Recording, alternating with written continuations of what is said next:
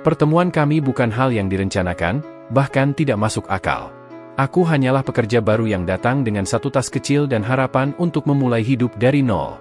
Sedangkan dia, perempuan kuat yang membawa beban masa lalu sekaligus rahasia yang belum terselesaikan. Takdir seperti sedang bermain-main ketika langkah kami akhirnya saling bersinggungan. Tatapan pertama itu saja sudah cukup untuk membuat waktu seolah berhenti.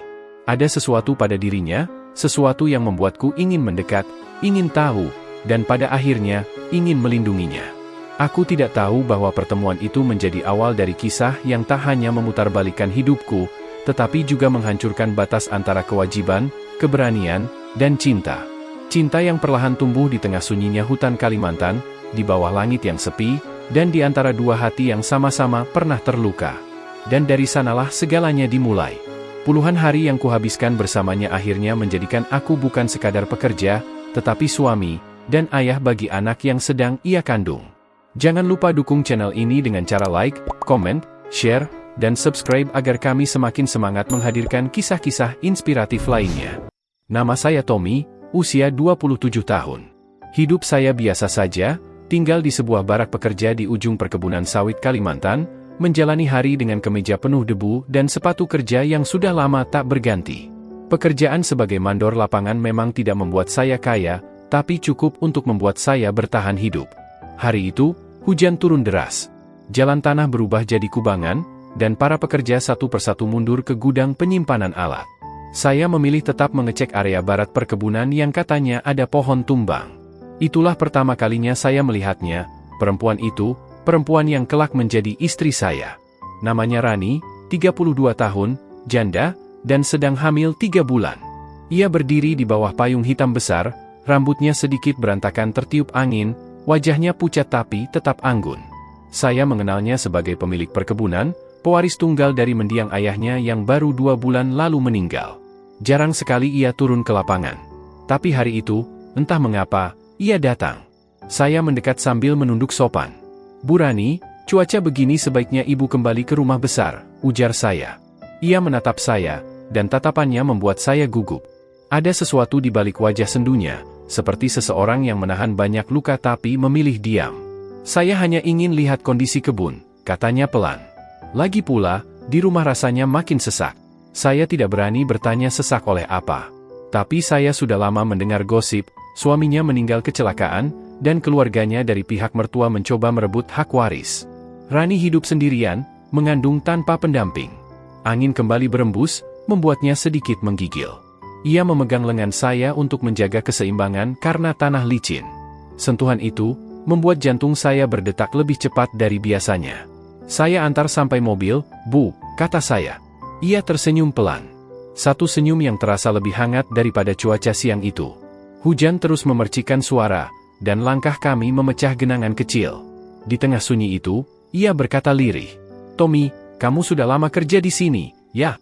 "Sejak usia 20, Bu." "Kamu terlihat bertanggung jawab," ujarnya lagi. "Ayah saya pasti suka kalau masih melihat pekerja seperti kamu." Saya tak tahu apa yang mendorong keberanian itu, tapi saya menjawab, "Kalau ibu butuh bantuan apapun, saya selalu siap." Ia terdiam. Tatapannya berubah lembut, seperti sedang menilai hati saya. Lalu ia mengangguk kecil. "Terima kasih, Tommy."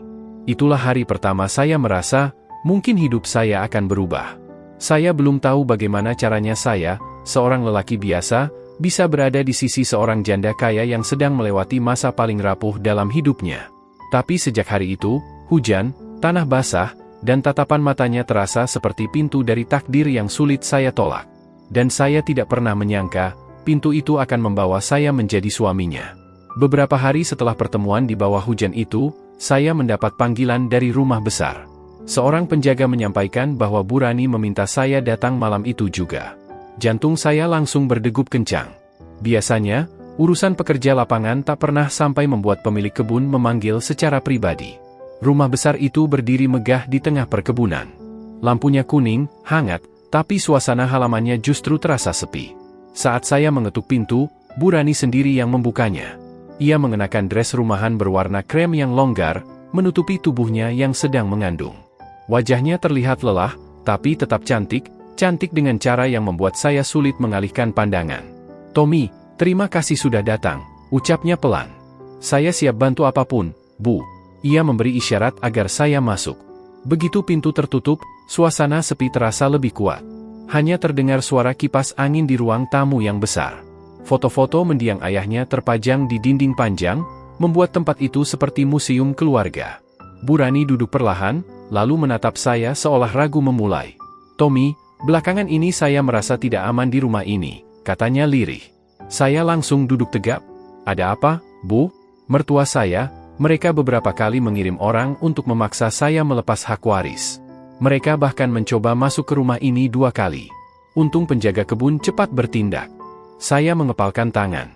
Harusnya mereka lapor polisi, Bu. Sudah, tapi tetap saja mereka kembali. Mereka ingin kebun ini. Anak ini, ia mengusap perutnya. Mereka tidak peduli.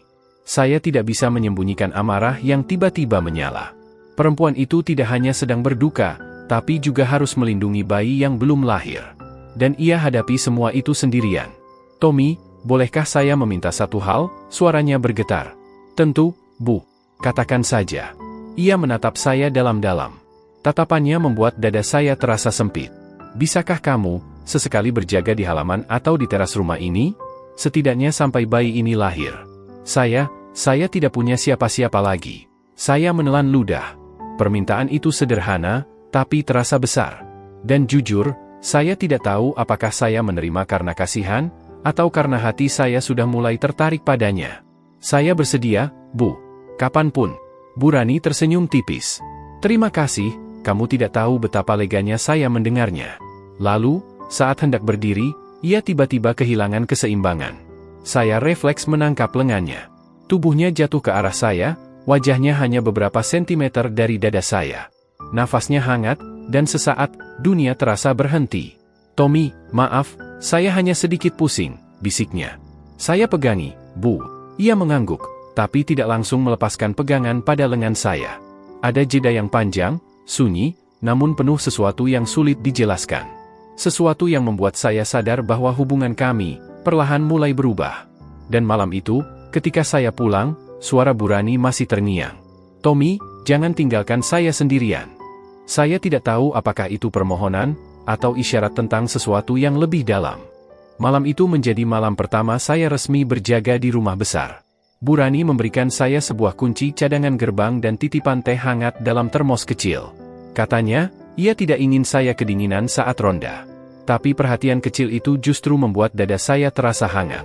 Saya duduk di teras depan, ditemani suara hutan Kalimantan yang khas. Serangga bernyanyi, angin menyapu dedaunan, dan bulan menggantung rendah seperti lampu malam raksasa.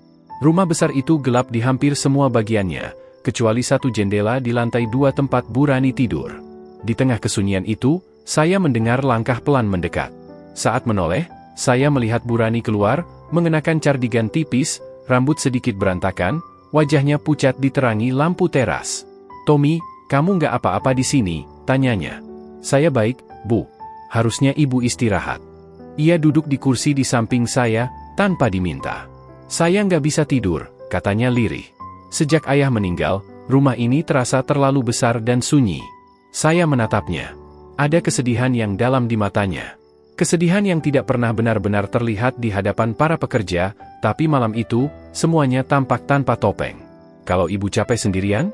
Ibu boleh cerita apa saja, kata saya hati-hati. Saya di sini bukan cuma untuk jaga rumah, tapi juga jaga Ibu. Ia menunduk, seperti malu mendengar kata-kata itu. Tangannya menyentuh perutnya yang mulai membesar.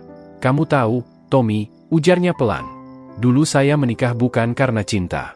Saya dipaksa keluarga.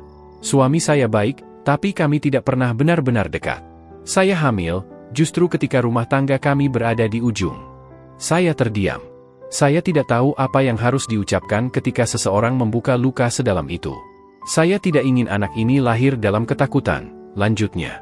Saya juga tidak ingin dia tumbuh tanpa merasa dicintai. Ia menghela napas panjang dan menatap saya. Dan entah kenapa, sejak kamu mulai ada di sekitar saya, rumah ini terasa sedikit lebih aman. Kalimat itu menghantam saya lebih keras daripada suara guntur.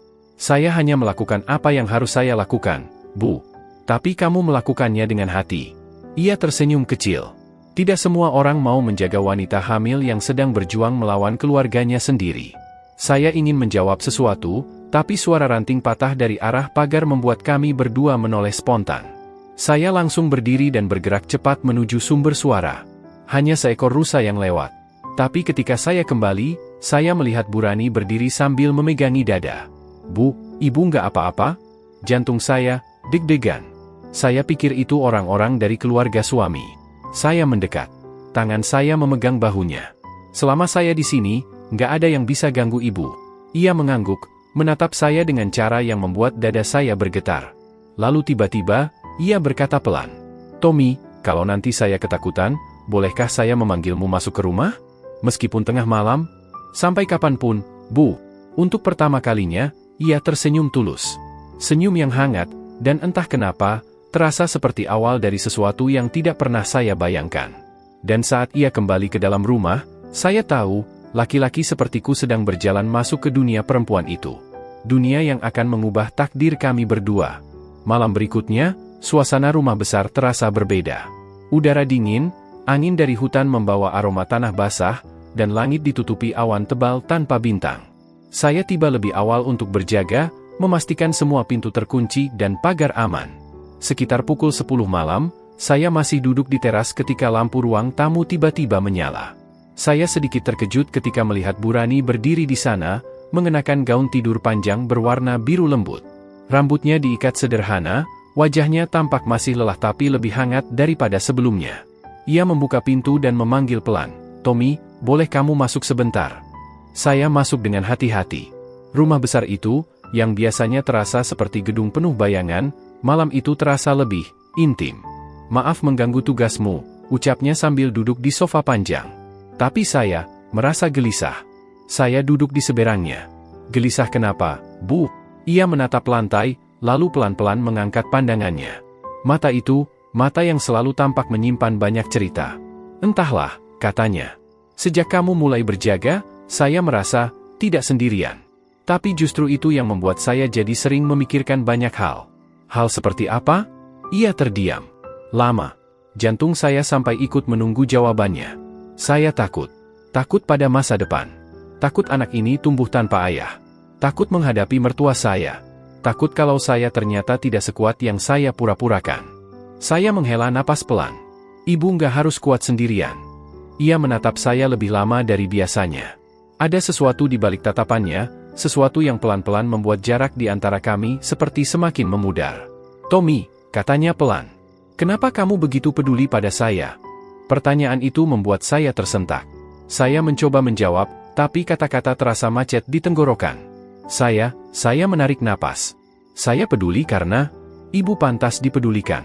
Karena ibu sudah terlalu lama menghadapi semuanya tanpa siapapun." Ia tersenyum tipis, senyum yang tidak hanya manis, tapi juga menghangatkan. "Tommy," katanya lebih lembut, "kamu membuat saya merasa aman." Ada jeda hening beberapa detik. Hening yang membuat ruangan terasa lebih dekat, lebih pribadi. Hening yang biasanya hanya ada ketika dua hati saling memahami tanpa perlu berkata banyak. Angin dari jendela membuat gorden bergoyang pelan. Lampu ruang tamu menyoroti wajah Burani yang tampak lebih lembut dari sebelumnya. Ia mengusap perutnya, lalu memandang saya lagi. "Tommy, boleh saya minta tolong?" "Tentu, Bu. Apa saja?" Ia menggigit bibirnya sebentar sebelum berkata, "Duduklah di dekat saya. Saya ingin bercerita, tapi saya tidak sanggup kalau kamu terlalu jauh." Saya diam sejenak. Bukan karena ragu, tapi karena sadar jarak kami mulai berubah menjadi sesuatu yang lebih dari sekadar pekerja dan majikan.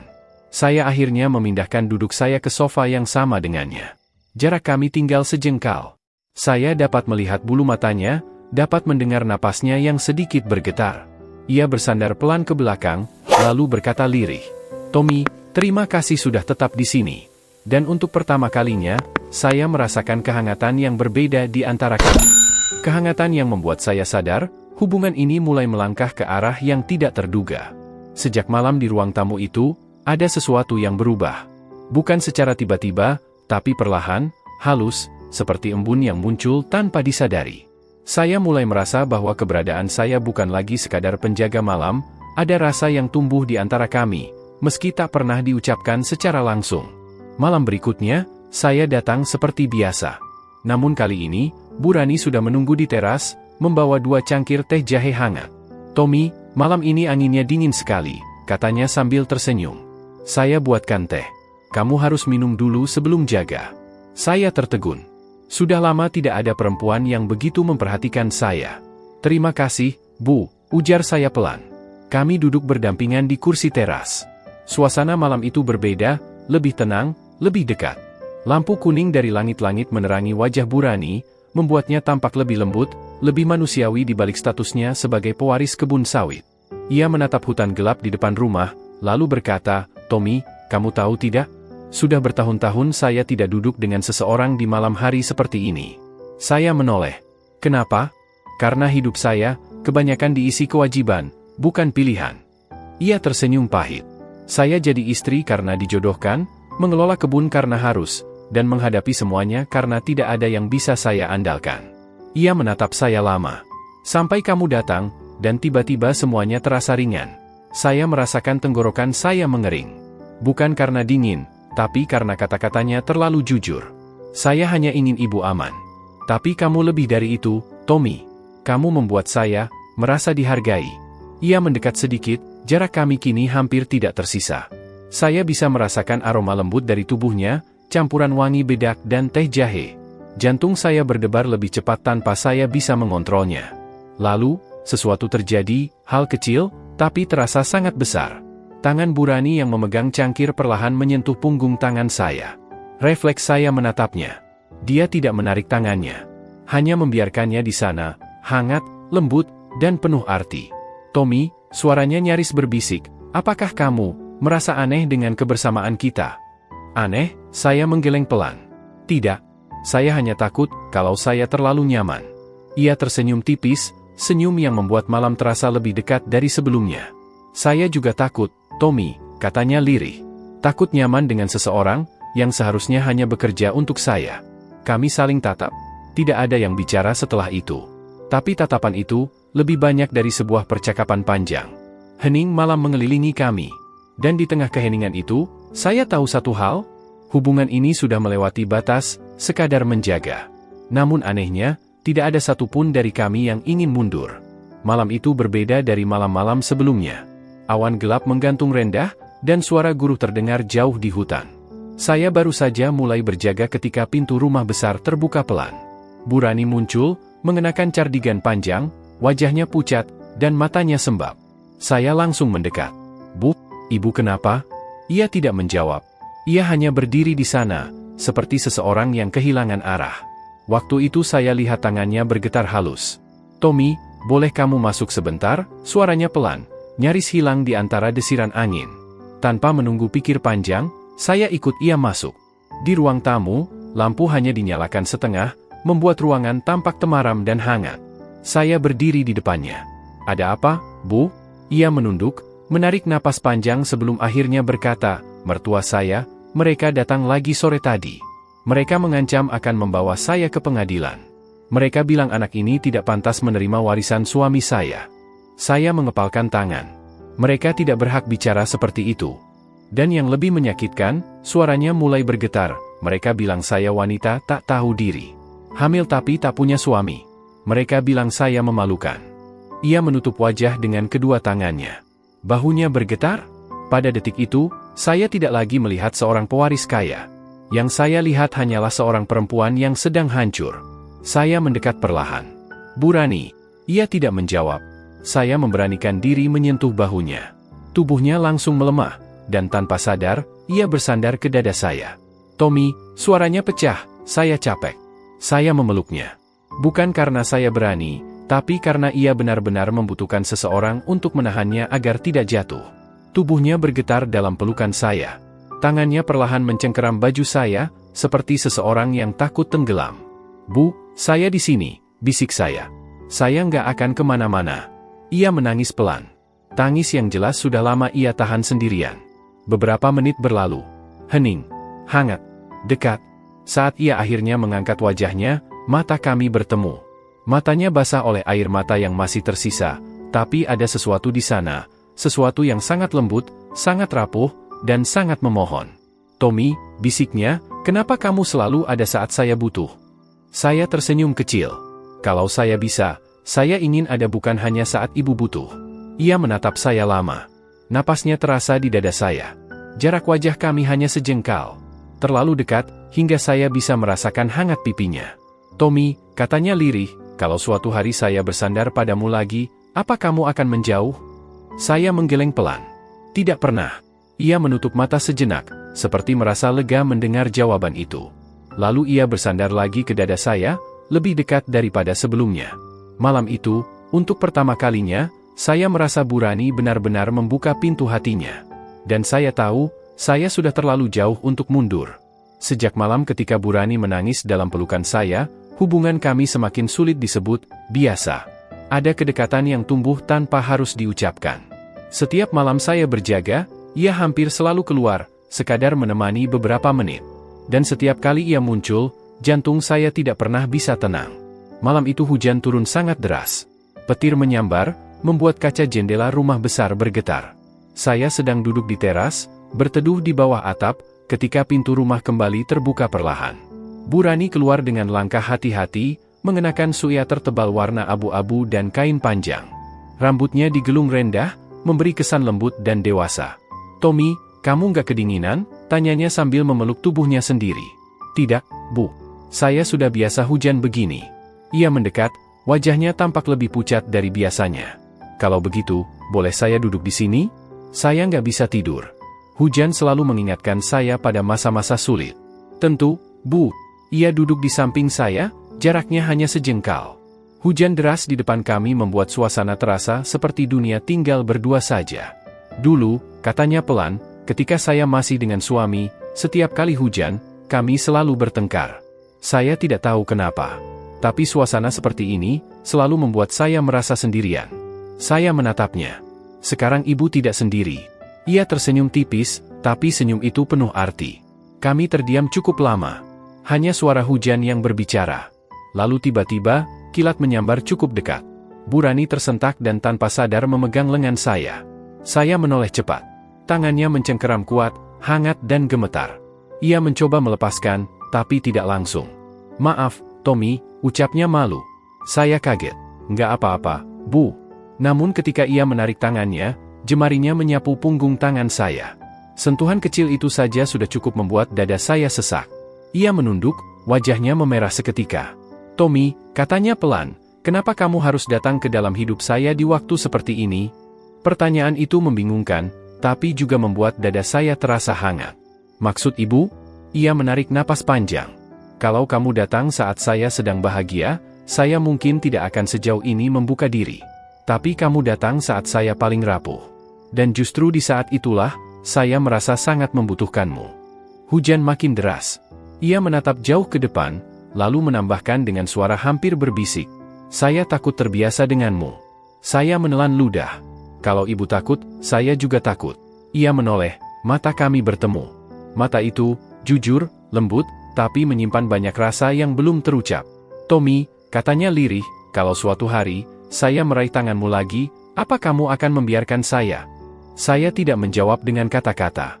Saya hanya memutar telapak tangan saya perlahan, sehingga tangan kami bersentuhan lagi, kali ini bukan karena kilat, bukan karena takut, tapi karena saya yang memilihnya. Ia tertegun. Tidak menarik tangan. Tidak menolak.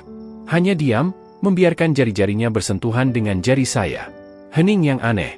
Hangat. Nyaman. Berbahaya. Hujan deras membuat kami semakin dekat tanpa perlu bergerak. Dan malam itu, untuk pertama kalinya, saya menyadari bahwa sentuhan kecil bisa mengubah segalanya. Hujan akhirnya mereda menjelang tengah malam. Udara terasa lebih lembut, lebih dingin, dan aroma tanah basah menyelimuti seluruh halaman. Saya masih duduk di teras ketika Burani berdiri perlahan, memegang perutnya sambil menghela napas pelan. "Tommy, sepertinya saya pusing," katanya dengan suara lemah. Saya langsung bangkit. "Bu, ibu mau saya bantu masuk?" Ia mengangguk kecil. Saya menuntun lengannya perlahan menuju ruang tamu. Dia berjalan pelan, seolah setiap langkahnya membutuhkan tenaga lebih banyak dari biasanya. Kami tiba di dalam rumah, di mana lampu temaram membuat suasana tampak tenang dan hangat. Ia duduk di sofa, memegang pelipisnya. "Saya cuma sedikit lelah," ucapnya, meski dari wajahnya saya bisa lihat sebenarnya ia lebih dari sekadar lelah. Saya ambilkan air, Bu. Saya kembali membawa segelas air hangat. Ia minum perlahan, lalu bersandar ke sofa, matanya terpejam. Tommy, panggilnya lirih. Boleh kamu tetap di sini sebentar? Tentu, Bu. Saya duduk di kursi dekatnya. Tapi ia membuka mata dan memandang saya dengan lembut. Tidak di sana, di sini. Ia menepuk bagian sofa di sebelahnya. Saya terdiam sejenak, tapi akhirnya duduk pelan-pelan di sebelahnya. Ia tersenyum tipis, tampak lebih tenang. Saya sering mimpi buruk sejak suami saya meninggal, katanya. Dan biasanya, saya langsung bangun dengan keringat dingin. Ia menoleh ke arah saya. Tapi sejak ada kamu, mimpi buruk itu jarang datang. Saya menelan ludah. Saya senang kalau bisa membantu, Bu. Ia meletakkan tangannya di atas perut, mengusapnya lembut. Anak ini berhak punya hidup tenang. Dan entah kenapa, saya merasa ketenangan itu muncul setiap kali kamu ada. Kemudian ia memejamkan mata perlahan, tubuhnya bersandar sedikit ke arah saya. Hanya beberapa sentimeter jaraknya dari bahu saya. Waktu berjalan pelan. Rumah besar itu sunyi. Dan setiap napas Burani terdengar lembut di telinga saya. Ia tampak kelelahan, tapi juga damai. Saat kepalanya perlahan jatuh ke pundak saya langsung menoleh dan melihat wajahnya. Ia sudah tertidur. Wajah seorang perempuan kuat, tapi rapuh. Seorang pewaris kaya, yang justru paling takut sendirian. Seorang calon ibu, yang sedang mencari tempat paling aman untuk berlindung. Dan entah bagaimana, malam itu tempat aman itu adalah saya. Saya memegangi posisi saya agar ia tidak terbangun. Bahu saya mulai pegal, tapi saya tidak berani bergerak. Tak lama kemudian, ia menggenggam pergelangan tangan saya, masih dalam tidur. Seolah tubuhnya tahu siapa yang membuatnya merasa aman. Saya menatap wajahnya lama. Terlalu lama. Sampai akhirnya saya sadar, saya sedang jatuh hati pada perempuan yang seharusnya tidak saya miliki. Beberapa menit sebelum subuh, ia terbangun. Perlahan dan masih setengah sadar. Ketika melihat posisi kami, pipinya langsung memerah. Tommy, maaf. Saya nggak sadar, katanya gugup. Tidak apa-apa, Bu, jawab saya pelan. Ia menatap saya. Lama. Lalu ia berkata lirih, Tommy, kamu membuat saya lupa kalau saya sedang hancur. Dan kata-kata itu, membuat dada saya terasa penuh dengan sesuatu yang tidak bisa saya jelaskan. Malam itu, kedekatan kami bukan lagi sekadar kebetulan. Ada sesuatu yang tumbuh. Halus, perlahan, tapi nyata. Hujan sore itu turun dengan lembut, seolah ikut merestui langkah kami berdua. Di teras rumah besar peninggalan keluarganya, Rania duduk sambil memegangi perutnya yang semakin membesar. Wajahnya tampak bersinar, damai, dan penuh harap. Aku duduk di sampingnya, menggenggam tangannya dengan hangat. Aku takut, Tommy, bisiknya pelan. Takut kehilanganmu, takut kamu pergi kalau semuanya berubah setelah anak ini lahir. Aku tersenyum, mengusap lembut punggung tangannya. Aku tidak akan pergi. Tidak sekarang, tidak nanti. Kita sudah melalui banyak hal bersama. Dan aku mencintaimu, Rania. Seutuhnya. Rania memejamkan mata, menahan getaran emosinya. Air matanya jatuh satu, lalu dua. Ia bersandar pada bahuku, tubuhnya gemetar kecil. Aku membiarkannya, mendekapnya agar ia tahu bahwa ketakutannya tidak berdasar. Di kejauhan, suara petir menggema, tetapi entah mengapa malam itu terasa hangat. Sehangat perasaan kami berdua. Ketika malam semakin larut, kami berjalan perlahan ke dalam rumah. Setiap langkah di lantai kayu itu seolah menjadi saksi perjalanan panjang kami. Semua luka masa lalu, semua rasa cemas, kini mulai menemukan jawabannya. Di kamar, Rania duduk di tepi ranjang dan memandangku dengan tatapan yang berbeda. Tatapan yang tidak hanya penuh cinta, tetapi juga penuh keyakinan. Tommy, suaranya lembut. Terima kasih karena membuatku merasa hidup kembali. Darah daging yang kubawa ini mungkin bukan dari dirimu, tapi aku berharap kamu mau menjadi ayah baginya. Aku mendekat, mengangkat wajahnya dengan kedua tanganku. Aku sudah menjadi ayahnya sejak pertama kali kau menangis di depanku, Ran. Tidak ada yang perlu diragukan. Ia tersenyum, senyum yang membuat dadaku bergetar. Lalu, perlahan ia memelukku, lama dan hangat. Pelukan yang begitu tulus hingga rasanya seperti dunia berhenti berputar. Beberapa minggu kemudian, ketika matahari pagi menyapu perkebunan sawit, Rania melahirkan seorang bayi laki-laki. Tangisnya membelah udara, menandai awal perjalanan baru kami sebagai sebuah keluarga. Saat aku menggendong bayi itu untuk pertama kalinya, perasaan aneh menyelinap di dadaku. Hangat, lembut, sekaligus penuh rasa takut. Tapi di balik semua itu, ada kebahagiaan yang tak bisa dijelaskan dengan kata-kata. Rania menatapku sambil tersenyum lemah di ranjang persalinan. "Bagaimana, Tommy?" "Dia sempurna," jawabku pelan. "Dan aku bangga menjadi ayahnya." Di momen itu, aku merasa semuanya telah lengkap. Cinta yang tak pernah kuprediksi, hidup yang tak pernah kubayangkan, dan keluarga yang tak pernah kuduga bisa kumiliki. Malam itu, ketika bulan menggantung tinggi di atas hamparan kebun kami, aku duduk di beranda sambil menggendong bayi kecil kami yang tertidur pulas. Rania menyandarkan kepala di bahuku, matanya menatap ke depan, jauh ke masa depan. "Tommy," katanya pelan, "kau bukan hanya suami. Kau penyelamatku, dan kedua putra kecilku." Aku menghela napas hangat. "Dan kalian adalah rumahku." Angin malam berhembus perlahan, mengibaskan daun-daun sawit. Rania mengeratkan pelukannya, dan di detik itu aku tahu, takdir kami akhirnya menemukan jalannya. Cinta yang sederhana, namun begitu kuat, menyatukan dua jiwa yang terluka. Dan aku bersyukur, sangat bersyukur.